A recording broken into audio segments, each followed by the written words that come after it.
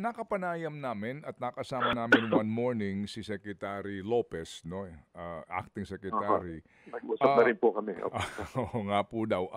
Nasabi niya na kinausap niya na itong si Mr. Vigor at inatasan niya na makipagtulungan sa inyo. Kasi po, ang sabi ko kay kay Secretary, sabi ko, Secretary, kasi ang claim ng taga-LTO nung aming makapanayam, may import entry at may certificate of payment. Yung klaro po yun, sabi niya sa amin. So sabi namin, pwede ba kayong mag-print noong digital copy, electronic copy ng mga dokumentong ito?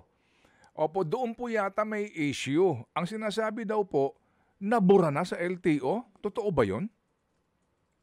Yun nga po ang problema ho natin, Manong Ted. Kaya nga po, kailangan talaga ho naliman pa ho ito dahil hindi po dapat nangyaring nabura rin po sa site nila. Dahil, kumbaga, final repository po. Hindi ko po sinisisi sila, no? But ahensya po nila yung dapat na talaga meron pong final record.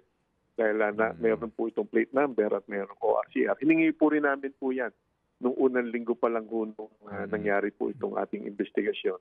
Kaya nga po, kailangan sa isang meeting, pagpupulong namin ng LTO chief si Mr. Vigor. Po, ano? So, kailangan pag-usapan po namin ito. Malalaman naman po din natin ito eventually po.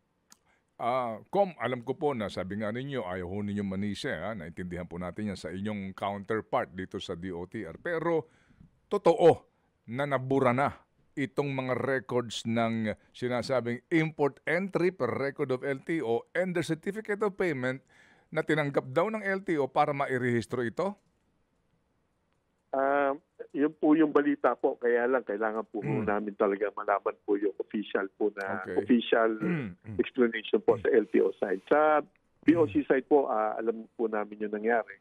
Subalit itutugma po namin ito dun sa side naman po ng LTO para mabuo po natin yung investigation po. Kaya naman po yan, umuusad naman po yan, binabantayan po yung personal. Opo. Kasi ang LTO po dito, sorry po outside po ito ng inyo pong jurisdiction and kung gusto niyo pong sagutin, much better. Pero pag hindi po naunawaan natin, saan narehistro itong 13 ito? Anong LTO branch?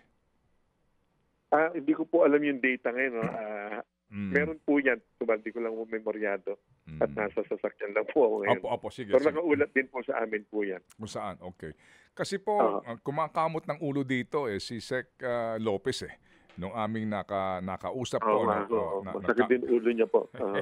Okay. Kasi nga po, nararamdaman ni Secretary na may itinatago sa kanya. I mean, to be frank about it, nung aming siya makapanayam, nararamdaman niya may itinatago sa kanya mga taga-LTO dito. Ayaw magsabi ng katotohanan ba?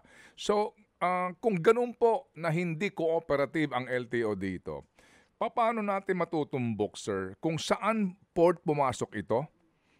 At kung sino po ang nagpasok nito at ano ang nilagyan nitong container? Meron kayong paraan doon? Sa site po ng BOC, meron na po kami mga official report. But then again, ibabalidate lang po namin, tutugma sa site po ng LTO. Meron na po yan, Manong Ted. At pag na-finalize na po namin reports, kasama na rin po yung mga binigyan po namin ng tinatawag na show cause orders, na-identify naman muna natin yung mga particular na mga nangyari ho rito. At nga po, maasahan naman po natin na ito po iulat natin sa pag na-kumpleto na po natin to. Kailangan ko lang po talaga ng official narrative naman po at ulat sa side naman po ng LTO. At tama po kayo, nag-usap naman po kami ni Acting Secretary Banoy Lopez, maganda ho yung aming usapan last week na magtutulungan po kami rito dahil ito po napakalaking usapin po nito sa bansa ngayon po. Mga kapatid, brothers and sisters, saan ka pa? Dito na tayo sa totoo.